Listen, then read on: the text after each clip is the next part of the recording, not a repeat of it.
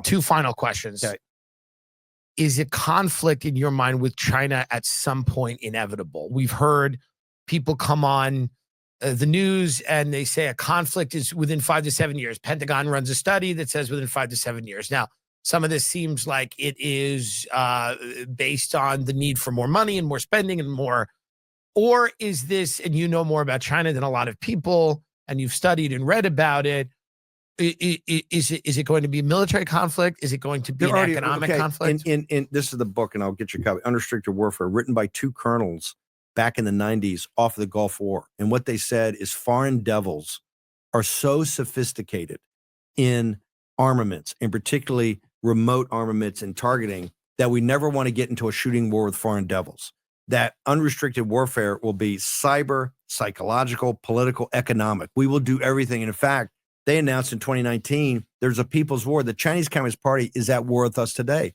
That's where you see the mass infiltration into the United States. That's where you see the taking of so much of our technology. We don't need, and Sun Tzu tells them in their belief, the moment they have to go kinetic, they feel they've already lost.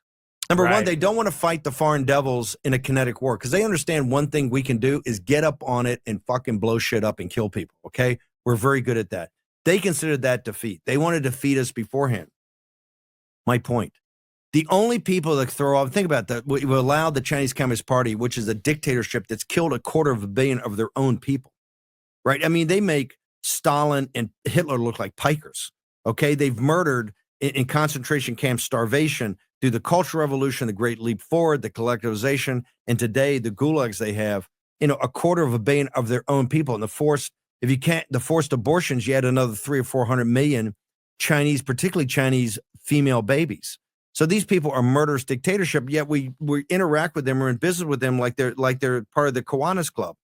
If you want to support Lao Beijing, which is the only way they can be overthrown, that's a name for old, old 100 names, because there's basically 100 names in the Chinese language, right? 100 last names. So old 100 names is a term for the common man in China, common man and woman. If you want Lao Beijing to overthrow him, we just have to do two things. You cut him off completely from any access to American capital. And I mean any.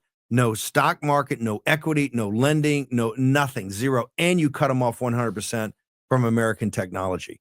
They will collapse, I believe, in 100 days. They cannot exist unless they have access to American capital or access to technology. This is why I'm one of the leaders of the decoupling effort, right? And President Trump, he wrote an executive order on Friday and signed it. That's probably the toughest thing we've done about no involvement at all with technology companies of any company that does Chinese military. It's the first time somebody's put down the law. That's the way you take care of the Chinese Communist Party. If we don't do that, I believe we'll be in a shooting war in the South China Sea and around Taiwan in 5 years. And people have to understand, I don't care about your moral, whether you think you're supporting Taiwan for a democracy or not.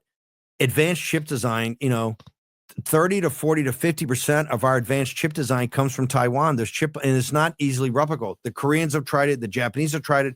We're trying it here in the United States with the CHIP Act. We are 10 or 20 years away from those plants. Advanced chip design is both an art and a science. We don't have it. They have it in those plants in Taiwan. It's 80 miles from the mainland China. It's a horrible situation. President Trump thinks about it all the time. You talked about the Pentagon. And that's where I spent half of my career at sea was there. The other half was in the North Arabian Sea and Persian Gulf. So I've steamed those waters. Right now, there's not been a war game in the Pentagon. They've put this out in the last 7 or 8 years that we've won defending Taiwan. Wow. Right. And they know that. So, and if they take Taiwan, the American economy will drop into a depression. They understand that. That's why it's kind of a standoff right now. But we have to get much more aggressive on the CCP or we're going to pay for it. And we do that by restricting Wall Street and restricting Silicon Valley from being in business with them.